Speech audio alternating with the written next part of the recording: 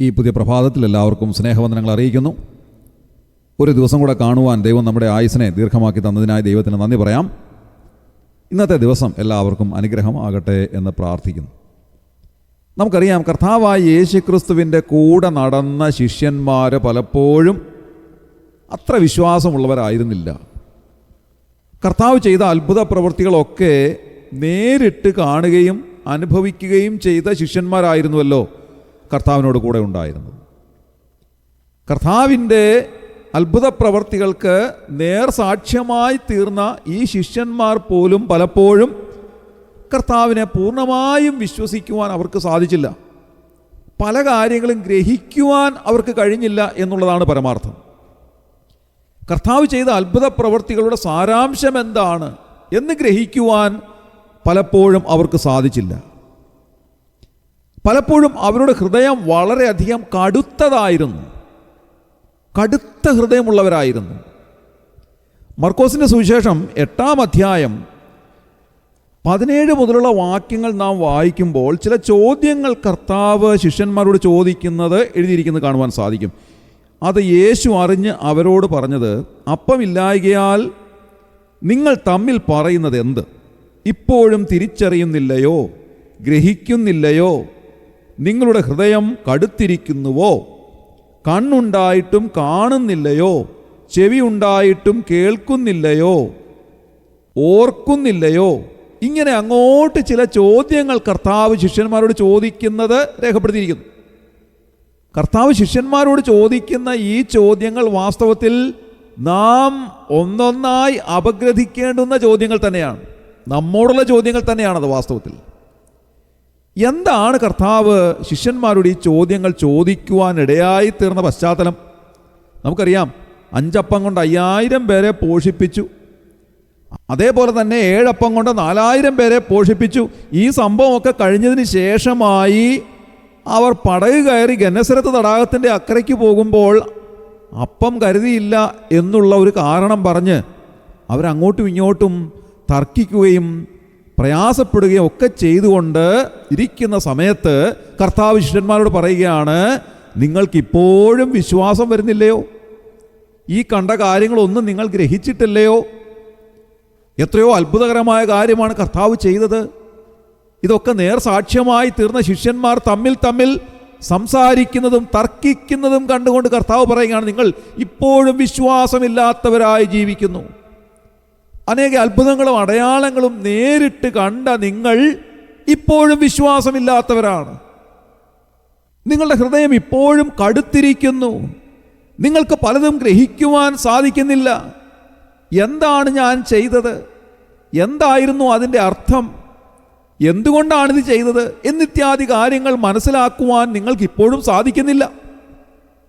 ഇത് വാസ്തവത്തിൽ ഇന്നത്തെ വിശ്വാസഗോളത്തിലുള്ള എല്ലാവരുടെയും ഒരു ചിത്രമാണ് എന്ന് കരുതുന്നതിൽ തെറ്റില്ല. എന്താണ് വാസ്തവത്തിൽ സംഭവിക്കുന്നത്? ദൈവവചനം നമ്മോട് പറയുന്നത് ഏറ്റവും എളിമപ്പെടാനാണ്. പക്ഷേ ഇന്നത്തെ വിശ്വാസികൾ എന്താ ചെയ്യുന്നത്? ഏറ്റവും ഉന്നത സ്ഥാനം ആഗ്രഹിക്കുന്നു. ദൈവവചനം നമ്മോട് പറയുന്നത് ശത്രുക്കളെ സ്നേഹിക്കുവാനാണ്. പക്ഷേ നമുക്കതിന് പലപ്പോഴും സാധിക്കാറില്ല. ദൈവവചനം നമ്മോട് ആവശ്യപ്പെടുന്നത് നിന്നെപ്പോലെ തന്നെ നിന്റെ അയൽക്കാരനെയും സ്നേഹിക്കുവാനാണ്. പക്ഷേ എത്രമാത്രം കൃത്യമായി നാം അത് ചെയ്യുന്നുണ്ട്? ദൈവവചനം നമ്മോട് ആവശ്യപ്പെടുന്നത് ക്രിസ്തുയേശുവിലുള്ള ഭാവം തന്നെ നമ്മിൽ ഉണ്ടായിരിക്കണം എന്നുള്ളതാണ്. പക്ഷേ നമ്മുടെയൊക്കെ ഭാവം അങ്ങനെയല്ല. അതിലൊക്കെ എത്രയോ വ്യത്യസ്തമായിട്ടുള്ള ഭാവങ്ങളാണ് നമുക്കുള്ളത്. മറ്റുള്ളവരെ കരുതുവാനോ സഹായിക്കുവാനോ, മറ്റുള്ളവരെ ശ്രേഷ്ഠരെന്നെണ്ണുവാനോ, മറ്റുള്ളവരുടെ പ്രയാസത്തിൽ അവർക്ക് കൈത്താങ്ങൽ കൊടുക്കുവാനോ, അവരെ ഓർത്ത് പ്രാർത്ഥിക്കുവാനോ, മറ്റുള്ളവരെ സ്നേഹിക്കുവാനോ ഒന്നും നമുക്ക് പലപ്പോഴും സാധിക്കാറില്ല. നമ്മുടെ ഹൃദയം പലപ്പോഴും കടുത്തിരിക്കുന്നു. നാം കഠിന ഹൃദയരായി തീർന്നിരിക്കുന്നു. കർത്താവിനെ വിശ്വസിക്കുവാൻ പലപ്പോഴും നമുക്ക് സാധിക്കുന്നില്ല. കർത്താവായ യേശുക്രിസ്തുവിലൂടെ നമ്മുടെ ജീവിതത്തിൽ സംഭവിച്ച എല്ലാ കാര്യങ്ങളും നേരിട്ട് അനുഭവിച്ചവരായ നാം പലതും വിശ്വസിക്കുവാൻ മടി കാണിക്കുന്നു. കർത്താവ് ശിഷ്യന്മാരോട് ചോദിച്ചത് ഇത് തന്നെയാണ്. നിങ്ങളുടെ ഹൃദയം കടുത്തിരിക്കുകയല്ലേ? നിങ്ങൾക്ക് പലതും വിശ്വസിക്കുവാൻ സാധിക്കുന്നില്ല. 5 അപ്പം കൊണ്ട് 5000 പേരെ പോഷിപ്പിച്ചത് നിങ്ങൾ നേരിട്ട് കണ്ടവരാണ്. 7 അപ്പം കൊണ്ട് 4000 പേരെ പോഷിപ്പിച്ചത് നിങ്ങൾ നേരിട്ട് കണ്ടവരാണ്. എന്നിട്ടും നിങ്ങളിപ്പോൾ നിങ്ങളുടെ കയ്യിൽ അപ്പമില്ല എന്ന് പറഞ്ഞ് നിങ്ങൾ അങ്ങോട്ടും ഇങ്ങോട്ടും തർക്കിക്കുകയും സംശയിക്കുകയും നിങ്ങളുടെ വിശ്വാസം നഷ്ടപ്പെട്ടവരെ പോലെ നിങ്ങൾ സംസാരിക്കുകയും ചെയ്യുന്നു. ഇത് വാസ്തവത്തിൽ നമ്മെ സംബന്ധിച്ചും അന്വർത്ഥമല്ലേ പ്രിയമുള്ളവരെ? പലപ്പോഴും നാം ഇത് തന്നെയല്ലേ ചെയ്യാറുള്ളത്? വലിയവനായ ദൈവം നമ്മുടെ ജീവിതത്തിൽ ചെയ്ത അനേക കാര്യങ്ങൾ നാം നേരിട്ട് കണ്ടറിഞ്ഞവരാണ്. കഴിഞ്ഞ നാളുകളേക്കൊന്ന് തിരിഞ്ഞു നോക്കുമ്പോൾ ദൈവം നമ്മുടെ ജീവിതത്തിൽ ചെയ്ത ഓരോരോ കാര്യങ്ങൾ നാം ഒന്ന് വിശകലനം ചെയ്താൽ എത്രയോ അത്ഭുതകരമായ കാര്യങ്ങൾ നമ്മുടെ ജീവിതത്തിൽ ദൈവം ചെയ്തു തന്നിട്ടുണ്ട്. നാം പ്രയാസങ്ങളിലൂടെ കടന്നുപോയപ്പോൾ കർത്താവ് നമ്മെ കൈവിട്ടില്ല, നമ്മെ താങ്ങി നടത്തി. നാം ബുദ്ധിമുട്ട് അനുഭവിച്ചപ്പോൾ ദൈവം സ്വർഗത്തിൻ്റെ കിളിവാതിൽ തുറന്ന് നമ്മെ സഹായിച്ചു. നാം അപകടങ്ങളാൽ, ആപത്തുകളാൽ, അനർത്ഥങ്ങളാൽ പ്രയാസപ്പെട്ട സമയത്ത് ദൈവം നമ്മെ സഹായിച്ചു. നാം വല്ലാതെ നിരാശയിലാണ്ട് പോയ സമയത്ത് നമ്മുടെ പുറത്ത് തലോടി നമ്മെ ആശ്വസിപ്പിച്ചു, നമ്മുടെ കണ്ണുനീരൊപ്പി. ഇതൊക്കെ കണ്ടവരായ നാം ഇപ്പോഴും പല കാര്യങ്ങളും പൂർണ്ണമായും കർത്താവ് നമ്മോട് പറയുന്നത് വിശ്വസിക്കുവാൻ മടി കാണിക്കുന്നു എന്നുള്ളത് ദൈവവചനം നമ്മെ ഓർമ്മിപ്പിക്കുന്നതായ ഒരു സത്യമാണ്. ഇന്ന് രാവിലെ ദൈവവചനം നമ്മെ ഓർമ്മിപ്പിക്കുന്ന ആ വിശ്വാസത്തിൻ്റെ ഉറപ്പിലേക്ക് വന്ന് ധൈര്യപ്പെടുവാൻ നമുക്ക് സാധിക്കുമോ?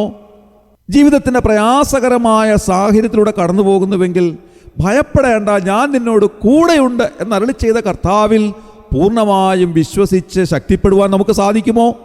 രോഗകാഠിന്യ നിമിത്തം വല്ലാതെ ഭാരപ്പെടുന്നുവെങ്കിൽ കൂരിരുൾ താഴ്വരയിൽ കൂടി നടന്നാലും ഞാനൊരു അനർത്ഥവും ഭയപ്പെടുകയില്ല, നീ എന്നോട് കൂടെ ഇരിക്കുന്നുവല്ലോ, നിന്റെ വടിയും കോലും എന്നെ ആശ്വസിപ്പിക്കുന്നു എന്ന് ചിന്തിക്കുവാൻ നമുക്ക് സാധിക്കുമോ? അല്ലാതെ മാനസികമായ വിഷമത്തിലൂടെ കടന്നു പോകുന്നുവെങ്കിൽ ഞാൻ വിളിച്ചപേക്ഷിച്ച നാളിൽ നീ എനിക്ക് ഉത്തരമരുളി എൻ്റെ ഉള്ളിൽ ബലം നൽകി എന്നെ ധൈര്യപ്പെടുത്തിയിരിക്കുന്നു എന്നെഴുതിയിരിക്കുന്ന വചനത്തിന് അനുസരണമായി ധൈര്യപ്പെടുവാൻ നമുക്ക് സാധിക്കുമോ? സഹായം ആഗ്രഹിക്കുന്ന സമയത്ത് ഞാൻ എൻ്റെ കണ്ണ് പർവ്വതങ്ങളിലേക്ക് ഉയർത്തുന്നു, എനിക്ക് സഹായം എവിടെ നിന്ന് വരും? എൻ്റെ സഹായം ആകാശത്തെയും ഭൂമിയെയും ഉണ്ടാക്കിയ യഹോവയിൽ നിന്ന് വരുന്നു എന്നെഴുതിയിരിക്കുന്നതിൽ വിശ്വസിച്ച് ധൈര്യപ്പെടുവാൻ നമുക്ക് സാധിക്കുമോ?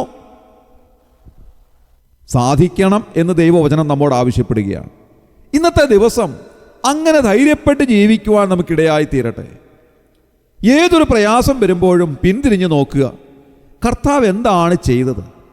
നമ്മുടെ ജീവിതത്തിൽ സമാനമായ സന്ദർഭങ്ങൾ ഉണ്ടായപ്പോൾ എങ്ങനെയാണ് കർത്താവ് എന്നെ സഹായിച്ചത്? ഈ കഴിഞ്ഞ നാളുകളിൽ ഞാൻ വല്ലാത്ത സ്ഥിതിയിലൂടെ കടന്നു പോയപ്പോഴൊക്കെ കർത്താവ് എന്നെ അത്ഭുതകരമായി സഹായിച്ചു എന്നുള്ളത് മനസ്സിലാക്കുവാൻ എനിക്ക് സാധിക്കണം, അത് ഓർമ്മിക്കുവാൻ എനിക്ക് സാധിക്കണം. അപ്പോൾ കർത്താവിൻ്റെ കരം എനിക്ക് വെളിപ്പെടുന്നത് കാണുവാനിടയായിത്തീരും. ഇന്നത്തെ ഞാൻ അഭിമുഖീകരിക്കുന്ന പ്രയാസത്തിൽ എന്നെ അവിടുന്ന് വിടുവിക്കുന്നത് നേരിട്ട് കാണുവാൻ എനിക്ക് സാധിക്കും. അങ്ങനെ വിശ്വാസത്തിൽ ബലപ്പെടുവാൻ എനിക്കിടയായിത്തീരണം. ഇന്നത്തെ ദിവസം പ്രിയമുള്ളവരെ, നമുക്കെല്ലാവർക്കും അതിന് സാധിക്കട്ടെ എന്ന് ഞാൻ പ്രാർത്ഥിക്കുകയും ആശംസിക്കുകയും ചെയ്യുകയാണ്.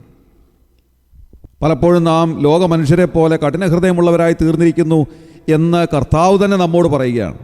അതുകൊണ്ട് നമ്മുടെ ഹൃദയകാഠിന്യമെല്ലാം ഒന്ന് മാറി നമ്മുടെ ഹൃദയം അലിവുള്ളതായി തീർന്ന് വിശ്വാസത്തിൽ ഉറപ്പുള്ളവരായി ദൈവവചനം നന്നായി ഗ്രഹിക്കുന്നവരായി കർത്താവ് നമ്മുടെ ജീവിതത്തിൽ ചെയ്ത എല്ലാ അത്ഭുതങ്ങളും കാണുവാനും ഗ്രഹിക്കുവാനും ഇന്നത്തെ ദിവസം അതിനനുസരണമായി വിശ്വസിച്ചുകൊണ്ട് ധൈര്യപ്പെടുവാൻ നമുക്ക് സാധിക്കട്ടെ.